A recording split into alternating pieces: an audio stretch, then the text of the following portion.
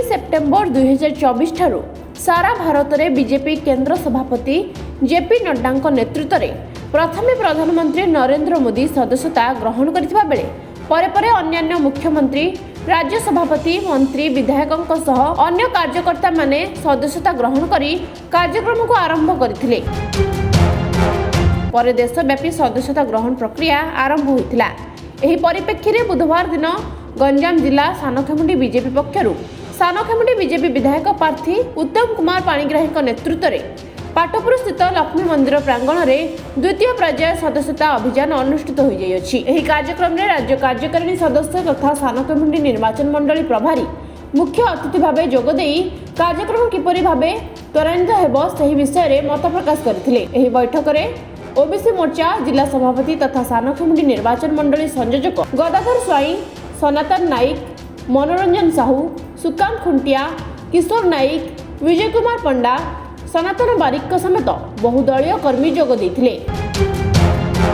BJP सदस्यता ग्रहण करने 8800002024 नंबर जारी करिछि बीजेपी। निज मोबाइल रे एही नंबर को कॉल करी होई परिबे सदस्य। घर घर को जाई समाजर सबु स्तर लोक माननकु बुझाई सदस्य कराइबा पई दलीय कर्मी को परामर्श दैछंती इंग उत्तम पाणिग्राही। गत 10 वर्ष रे 18 कोटी सदस्यଙ୍କ सह विश्व रे सबुठु बड़ राजनीतिक दल भाबे उभा होईछि। सदस्य हेबा लोकंकु तन मन देई दल कार्य करबा को आह्वान दैछंती बीजेपी राज्य सभापति। एबे ओडिसा रे प्राय 40 लाख सदस्य रहिछंती। आगकू 1 कोटी सदस्यर लक्ष्य रखिथिबा कहिसंती इंग उत्तम पाणिग्राही एवं सानखेमुंडी निर्वाचन मंडली रे 1 लाख सदस्य ग्रहण पई लक्ष्य रखिथिबा कहिसंती। ओडिसा रे सरकार परिवर्तन पई लोकंकु धन्यवाद देबा सह सदस्यता अभियान रे अधिकरु अधिक शामिल हेबाकू आह्वान दैछंती राज्य सभापति। वर्तमान भारतीय जनता पार्टी रो सदस्यता अभियान 2024 वर्तमान चली वर्तमान द्वितीय फेज चलची। द्वितीय फेज वर्तमान 30 तारिख पर्यंत चलो।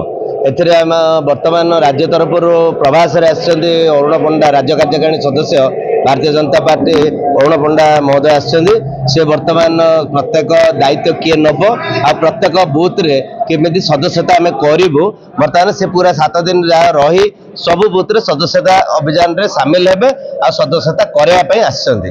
सब बर्तमान आज से सब मंडल आज सानखेमुंडी निर्वाचन मंडल सब मंडल आज कार्यकर्ता सब पंचायत जोग देते केमी आगु सदस्यता जन जड़े गोटे गोटे बूथ रे केमी 100 जन सदस्य करेंगे से अनुसार आम समस्ते बर्तमान प्रतिश्रुतिबद्ध हेले समस्ते दायित्व नौकरी दायित्व दि जाऊँगी बर्तमान से अनुसार कम हम आगू जहाँ भारतीय जनता पार्टी अधिक सदस्य संख्या आमर टार्गेट अच्छी बहुत गुड़ा माने मिनिमम 50,000 टू लक्षे आमर टार्गेट अच्छी चेष्टा करूँ आम बर्तमान सब कार्यकर्ता मैंने प्रतिश्रुतिबद्ध अच्छा समस्ते कम करेंगे।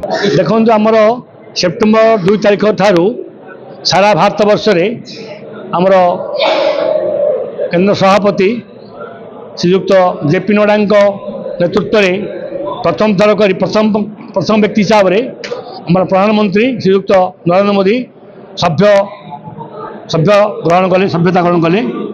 तापर आमर 3 तारिख दिन आम राज्य सभापति मनमोहन सामल यही सभ्य संग्रह अभियान रे प्रथम नंबर हेले।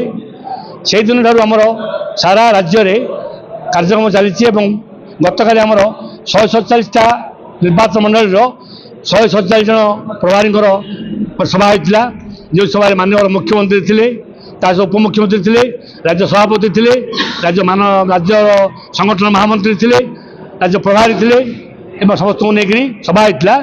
आसंता 19 तारिख दिन आम राज्यर सभ्य संग्रह अभियान तापर जो 100 दिन पूर्ण है राज्य सरकार 100 दिन पूर्ण अवसर में पूरी गोटाए राज्य स्तर सभा हम एवं 20, 21, 22 विशेषकर आमर जिला गंजाम जिलार 20 तारिख दिन गोटाए यही 100 दिन पूर्ण अवसर में सभा हम जो आमर माननीय मंत्री विभूतिना तार अतिथि हे। एवं आज मुझे आसा उद्देश्य हूँ ये जो सभ्य संग्रह अभियान सानखेमुंडी ब्लॉक में केमी त्वरान्वित हम एवं आम जो भाई मैंने कार्यकर्ता मैंने अच्छा ये जानवे जनइमा तार करणीय कार्यक्रम कौन अच्छी एवं आम उत्तम भाई जी ठिया प्रार्थी प्लस गदाधर भाई आम ओबीसी मोर्चा सभापति और अन्य भाई मान समस्त संग्रह करवा एकाठी बसैकरी आम सभ्य संग्रह अभियान में आम भाग नेबा। बर्तमान आमर राज्यर जो कार्यालय सदस्य अरुण पंडा महोदय को आम सानखंड निर्वाचन मंडल सदस्य संग्रह प्रभारी दायित्व देते। आज खुशीर कथा सानखंड निर्वाचन समस्त कार्यकर्ता स्वागत जनते सी प्रभारी भाव दायित्व नहीं आज आसी आमको बैठक करते। से बैठक में समस्त जो आमर 84टा पंचायत अच्छी 84टा पंचायतर प्रति बुथ रे दायित्व बांटी प्रति जो आमर पंचायत 5 जन के टली करते से टली की नहीं आम भारतीय जनता पार्टी जो आगामी जो सदस्य संग्रह हम से आमको सब समस्त प्रकार कार्यकलाप शिखई तेणु आगामी दिन में आमर जो सानखंड निर्वाचन लक्ष्य जो सभ्य आम संग्रह करने इच्छा प्रकाश करूँ जो आग्रह स्नेह श्रद्धा जो कार्यकलाप आमको सदस्य संग्रह आज प्रलोभ देखी तेणु आम समस्ते आज शपथ नहीं आम लक्ष्य लोक सदस्य संग्रह सामिल करूँ। सानखेमुंडी अशोक कुमार साहू रिपोर्ट विश्ववाणी लाइव।